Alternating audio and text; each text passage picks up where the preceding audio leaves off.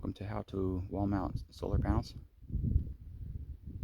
Today I'm remounting my solar panels because my trim needs to go up here, and the solar panels were too high on the wall for the trim to fit. So I'm bringing them down, and what I've got here is a jig. The first time the solar panels were kind of crooked, so now I've got a 2x4 running along the bottom, and it's the height that I want down to the footer in this case, which is lucky that it's all the same height all along. And I've just got a loose piece of a 2x2 or something like that, and it's just jammed in there at the top and at the bottom with a bucket of water to hold it in place temporarily. The screws in the bottom are already out.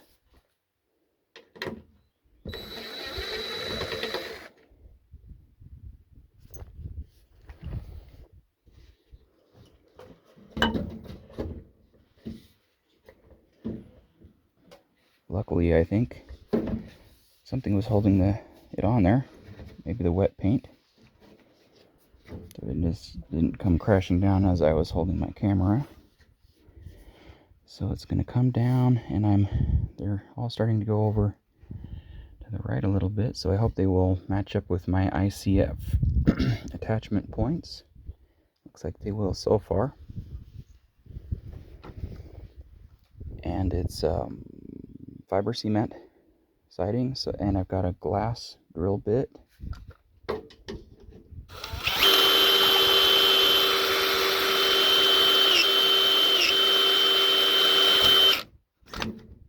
The audio isn't too bad. My drill motor's about to give out.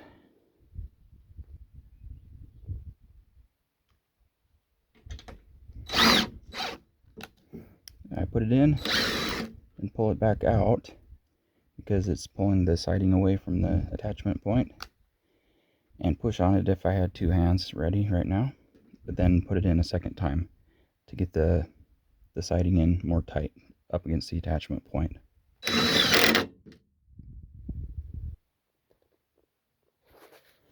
My mounting brackets are handmade out of sheet metal, or some kind of metal, and it can be bent fairly easily. I should have got something just a little bit heavier than that, so it doesn't bend that easy, but that does the trick. And there's a self-tapping sheet metal screw for the solar panel side,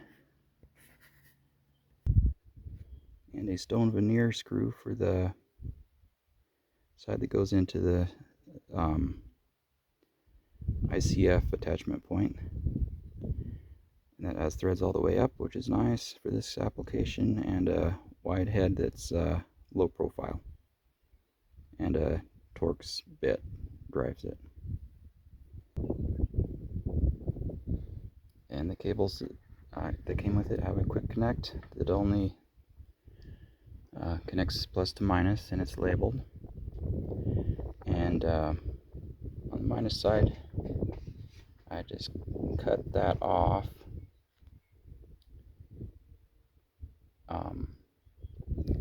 at the end of the series connection. So there's my series connection, but on the plus side, but on the minus side,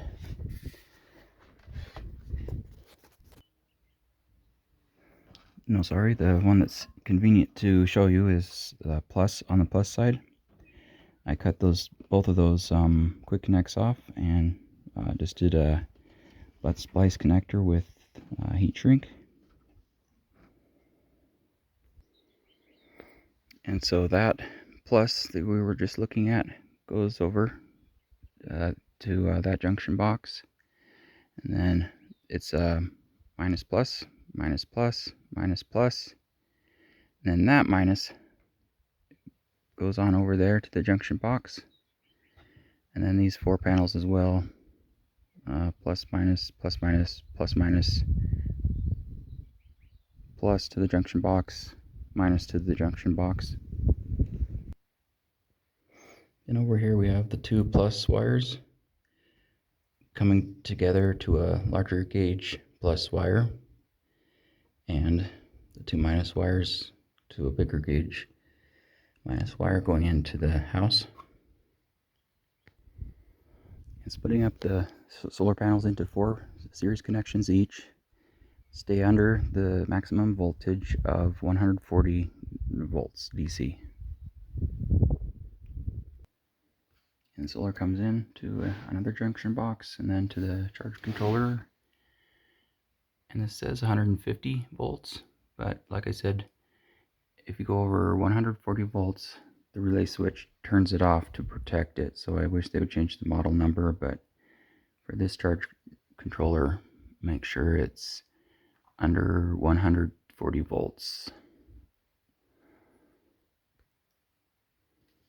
Then I've got a stud here for mounting all of the battery cables to the wall instead of mounting it at the battery post, because there's typically battery corrosion that takes place there. So that's 4 or 5, how many ever connections that do not get corrosion on them if I separate that function. And an explanation again, it'll be easier to look at here. The same thing with the solar panels. I've got 4 out there.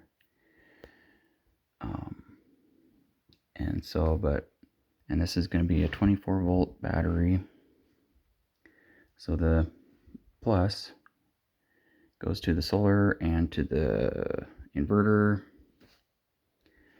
But then your series connection is the minus to plus, minus to plus, minus to plus, and then the minus to. And just like on the plus side, inside of here I have all of the 4 or 5 wires connected all into the same place inside the junction box to avoid to simplify things, to have only one connection here. This side usually doesn't corrode too much, I don't think, if I recall, but it's still better in my opinion to have it all connected up here. And a DC shut off, a generator charger, or if you have grid power, that's where that would come in. This outlet only comes on if the generator is running. Here's my inverter that I'm happy with. You can maybe get a lot less expensive inverter per watt, but this is kind of a fancy inverter for maybe recording audio or something like that, which a lot of people don't need something that nice. But that's it. And I have a transfer switch, so if I want to run on generator, I have to manually switch it on.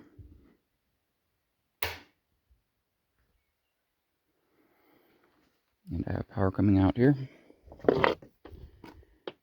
That'll be a connection for my inverter.